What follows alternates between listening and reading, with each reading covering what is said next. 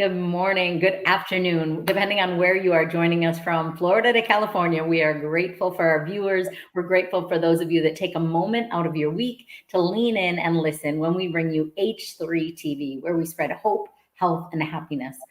Today, I have my friend Kim with me, and we're going to talk about happiness. But before we get started in our conversation, what I wanted to say is I'm thinking about you. I'm thinking about all of you out there. I am, first of all, so grateful for all the friends, fans, support, and clients that I have gotten over the years. And Thanksgiving is my favorite holiday for so many reasons, but more than anything, because it really puts everyone in a mindset of gratitude and appreciation for all we have. But also selfishly, I love Thanksgiving because my three kids would come home. The oldest would make the turkey, the youngest would make the mashed potatoes, and our daughter, Meg, in the middle, would make the green bean casserole and an appetizer to go with it. And this is our first year on not having our kids with us, not being with our family. And it feels a little bittersweet. And what I recognize about holidays is sometimes they can bring out sadness as much as they bring out great memories and joy. This will be the first Thanksgiving not with our family. This will be the first Thanksgiving for my husband and family. My father-in-law passed this year. And I've talked to a lot of people this week that are really kind of feeling sad in the midst of this joyous season of the holidays.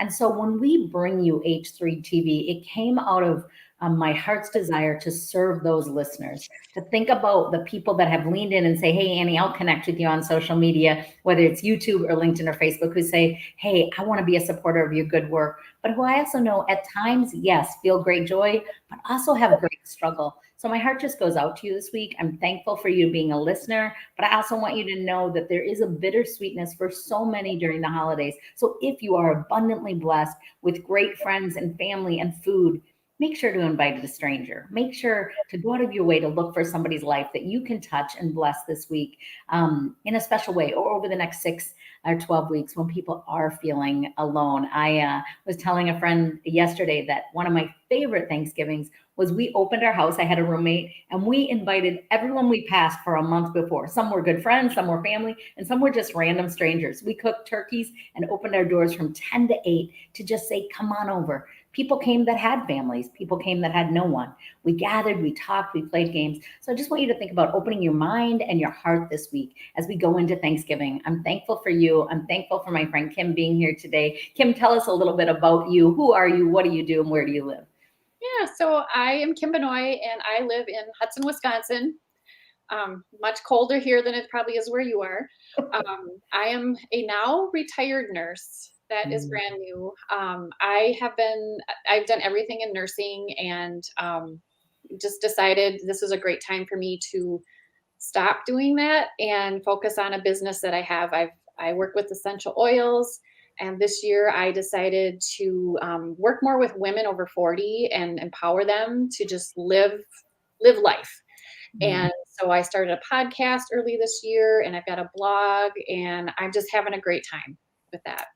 That's awesome. Well, thank you so much, Kim, for being a nurse, for serving, and now for finding new ways to serve people and help them live healthy, happy, and hopeful lives. And I am so grateful. It is 75 and sunny here. I am looking out at the water. And as much as I miss my kids, which I do miss my kids, I also am so grateful to live with palm trees out my window and water out my window and knowing that I'm a sunshine sort of girl. I put on my orange today for the color of happiness. So what are 5 keys to you staying happy? Kim, what makes you happy? So the 5 things I came up with, first of all, is to focus on people and not things. Your relationships with people, just the people in your life that are important to you. That is what makes me happy, the happiest. And then practicing gratitude. Sometimes it's really hard if things are not going well, and you kind of get dragged down into the, oh my gosh, things are horrible. But if you kind of start thinking about positive and what makes you happy, what you have, it kind of turns that around. So that's wonderful. And then I have learned this year that I need to listen to my gut. And usually, like, probably 99.99% of the time, my gut tells me which way to go. And when I listen to it, it's correct. So that was a lot of my decision making this year, honestly, to decide not to work as a nurse anymore. And I am so happy, and people can see it, and they comment on it. So that makes me happy too. Yeah. And then also finding out your higher power. I'm a Christian. I believe in God, and it's so hard to lose sight of Him as you go about your life sometimes. And I really learned to keep Him foremost in in what I do and where I go and how I talk and who I talk to. And so I think that's really important. And if it's not God, whatever it happens to be, whatever your higher power is, I think we really need to tune into that, whatever that happens to be. And then the last one is paying attention to your health, of course. Being a nurse, we all know how important it is to stay healthy and try and exercise. I know I'm not the best at that. And in the winter, it's even more difficult. But drinking water and just eating the right foods, trying not to eat as many cookies as I, do. I think that all contributes to being happy. Yeah.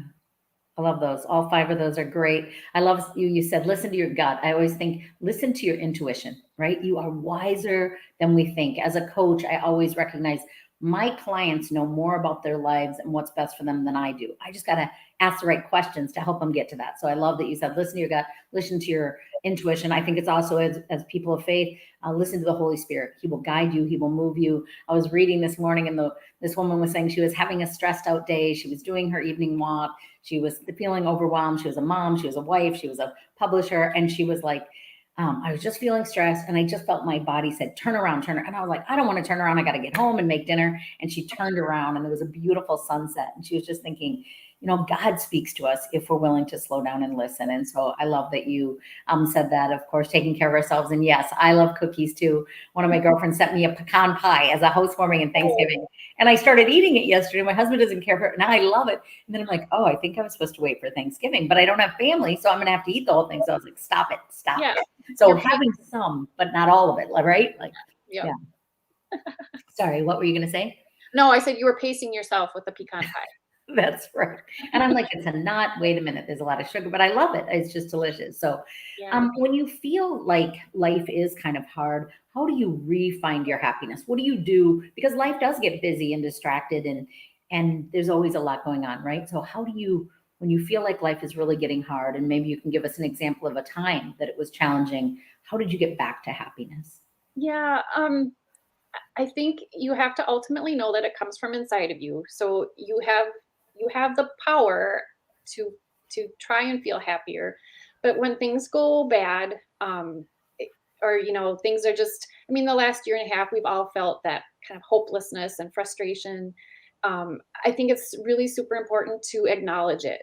Don't just ignore it and pretend, well, it'll be fine, it'll go away. It's not going to go away because it's going to come out some way. So I think it's just important to just kind of just acknowledge it. Maybe give yourself some time.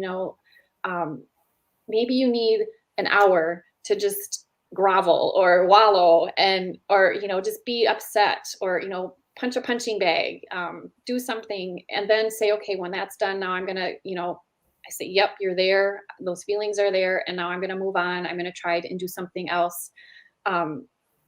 This year we've had a lot of loss in our family. We lost a grandma. I lost a coworker just totally unexpectedly. Mm-hmm. I lost a client, and I had to put my horse down last month, and just all these things. And it's just the grieving, you can really get sucked into that. And it's my last podcast, I talked about grieving and how it just kind of hits you all of a sudden.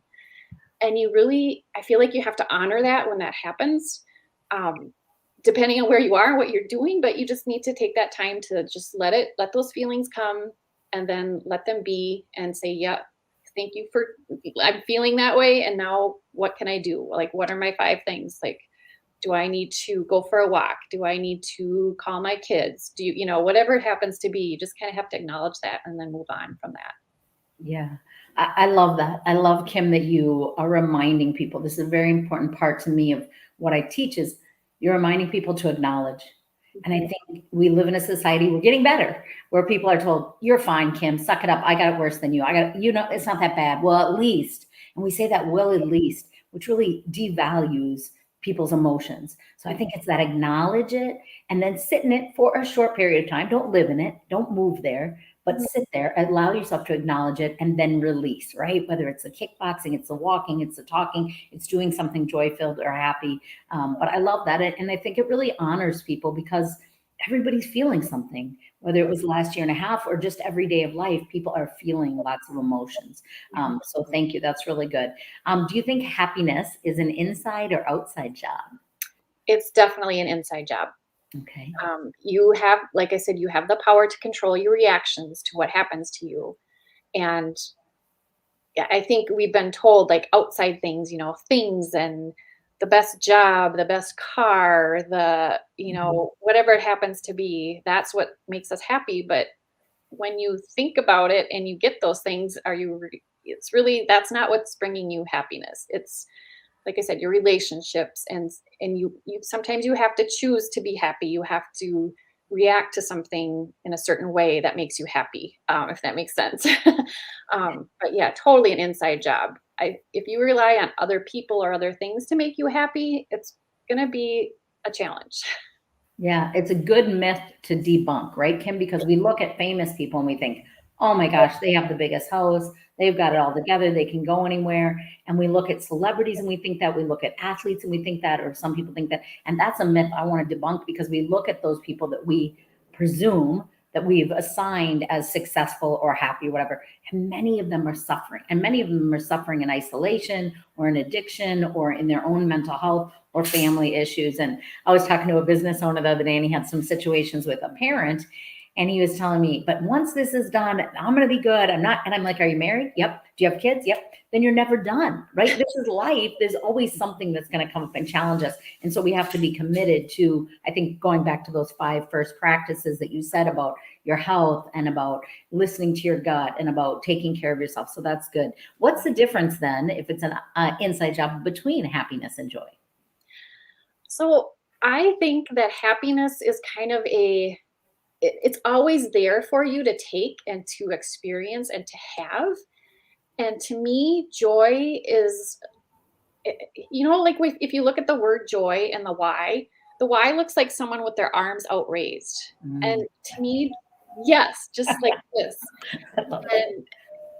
And as I'm like doing my little journey with I'm doing this business and I'm just so happy about it. I find myself like lifting my arms up when I'm talking to people about it and just opening up.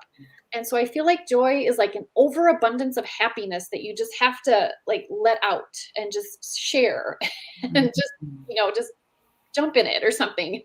Um, so that's kind of what I feel like the difference is between happiness and joy. Happiness, I feel like, is always there.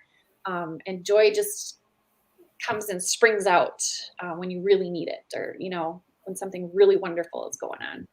I love that. I love the why, right? Yeah, Like I always think about gratitude is like a good way to live your life. Like it's very good to be grateful, but yeah, a generous life, an open life that is open to serving and receiving, it is so joyful. It's a great life. Like it's not all about me and what do I get? It's not closed. It's yeah, wide open. So I love that. yeah. I think a little different about joy. I always think joy is inside, happiness is outside, but I like your reasoning for why you think happiness is inside. And I do think joy is about abundance that spills over. For me, mine does come from faith. And I think joy is like when you're completely filled and no matter what's happening around you, you still have that joy. It might not be overflowing all the time. Sometimes it gets to overflow, and I love that. But that's beautiful. That's really good. I love the why. Man, I just like I love to live like that. So I like the visual that you connected that with joy. Because I always think J is for Jesus, O is for being open, but why is Oh, you're wide open, I right? love that. I love Yeah, that. that's Yeah, cool. So, yeah. what steals your happiness? We know people right now, sometimes the holidays steal people's happiness because of expectations or because of past memories or because of hurts. So what steals your happiness, Kim? You know, I I have come to believe that I steal my own happiness in how Mm, I react to things. yeah.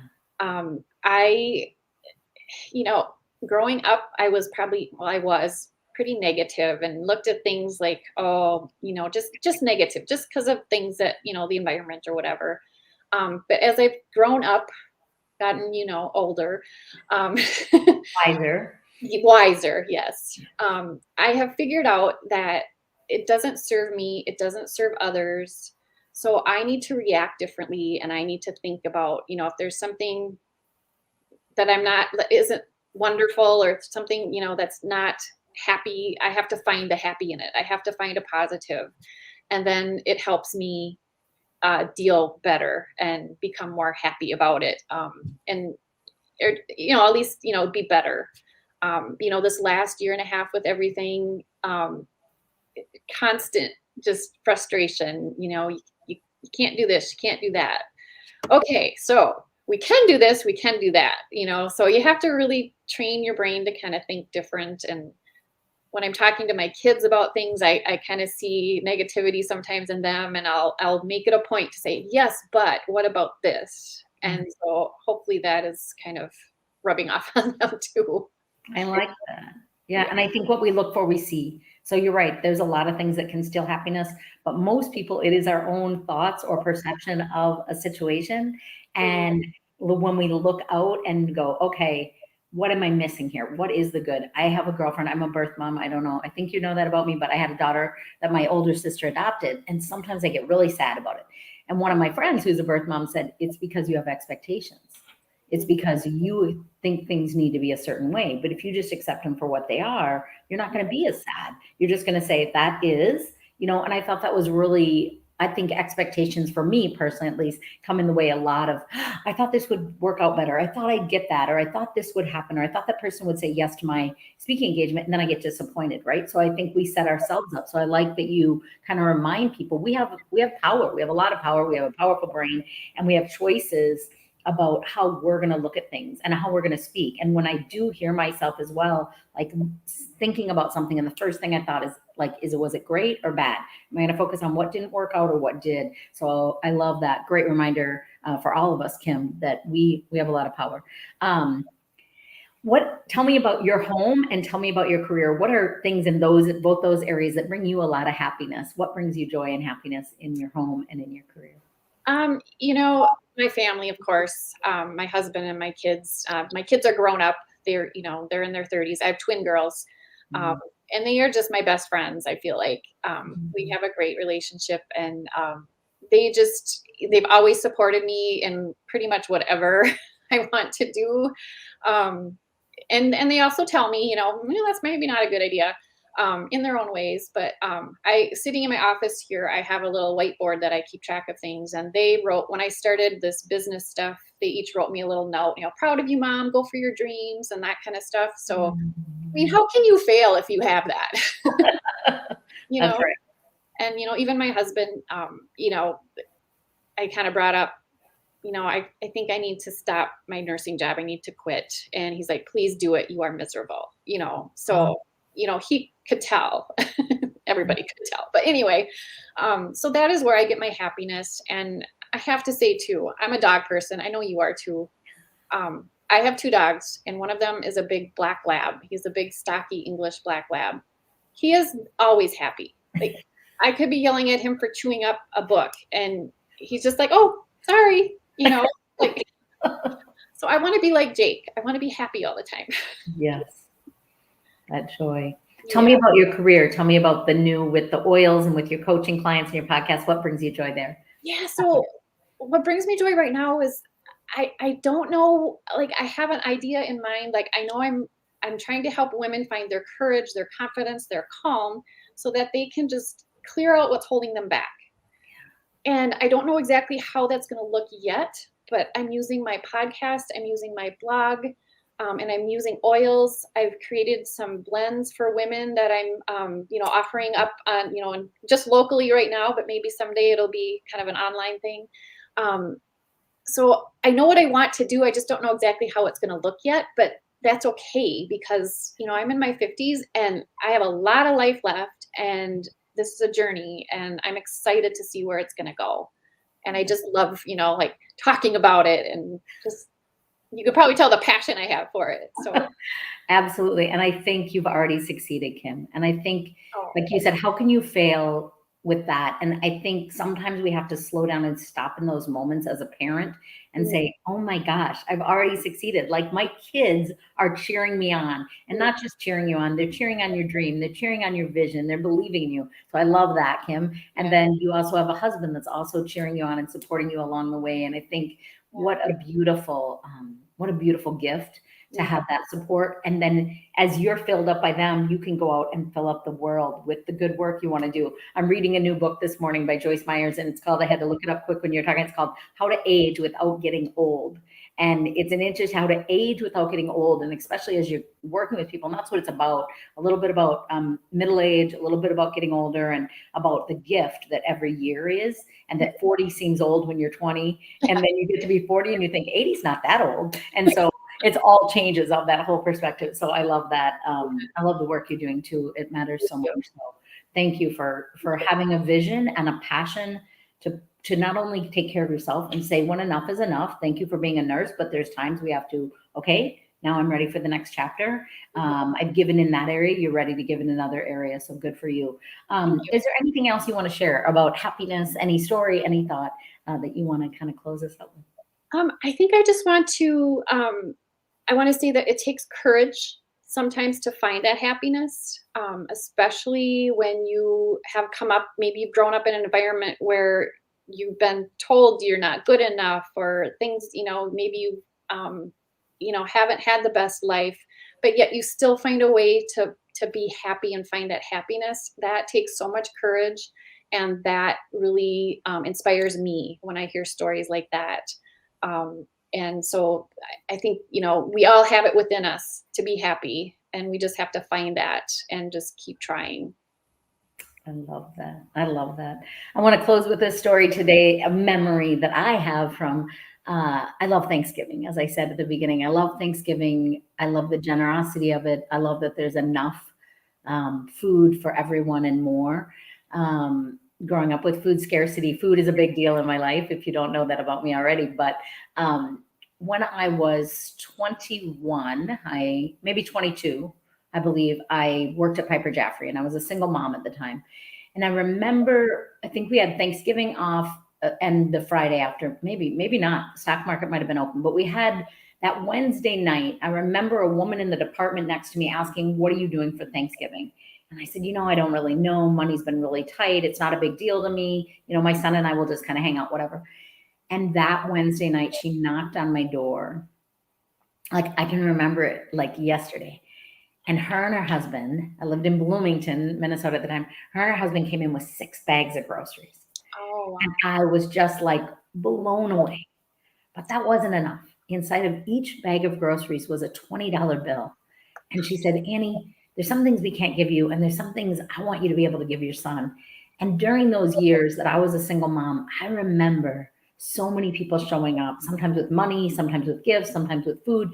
And I was a single mom for 4 years till I met my husband. And at 8, my husband and I, when my oldest was 8, we got married and he adopted him. But I remember people showing up and giving beyond and taking their Thursday night that they could be home preparing for their family or friends, or their Christmas Eve, and for providing for me and my son. And it was such a blessing to me. And maybe even more so, what happened in the years after that, I was at Piper for 9 years, is that I started getting invited at Thanksgiving to go deliver meals. And I started being able to go take turkeys and full meals to families in need. And I just love how God works, how life works, that sometimes we need. Maybe you are in a time of needing right now. So open your hands, pray, tell people, and I invite other people, go out and touch those lives.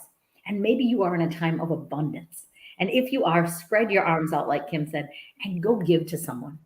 There is somebody feeling alone. And maybe giving means knocking on your neighbor's door who's a new widow. I have a new widow in my building. Well, she's 3 years, but she was complaining she still gets her husband's mail. And I haven't done it yet, but I promise you all I will do it.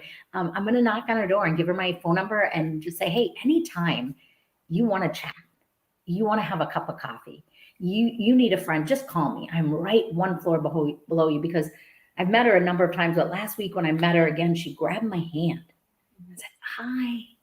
and she was frustrated. She was still getting her husband's mail because that grief, Kim, that you talked about, is coming in waves. And I just want to say, like, what if? What if you just take a moment to share your abundance of your spirit, of your time, of your resources, of your food with one other person? It will make a world of difference, and it will inspire that person maybe to someday pay it forward and give it to someone else. So I'm Annie Meehan with my friend Kim, and we just encourage you. We thank you for joining us. We encourage you to spread hope, health, and happiness with the world around you. We need it. We all need it, and we need to spread it with one another. Thank you so much, and I'll be sharing Kim. Sorry, Kim. If people want to get a hold of you, sorry, I got so excited. That's okay.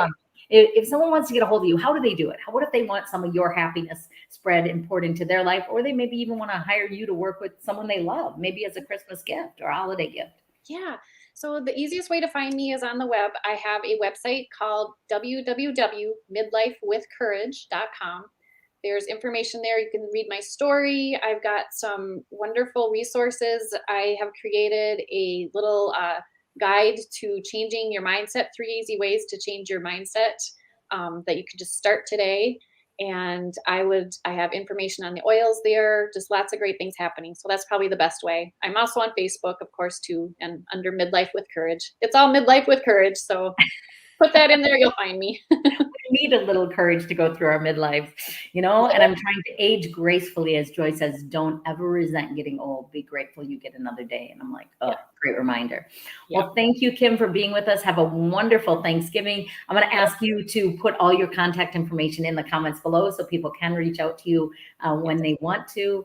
And thank you again. Have a wonderful Thanksgiving. Thanks for being with me today. Thank you so much for having me, and happy Thanksgiving to you too.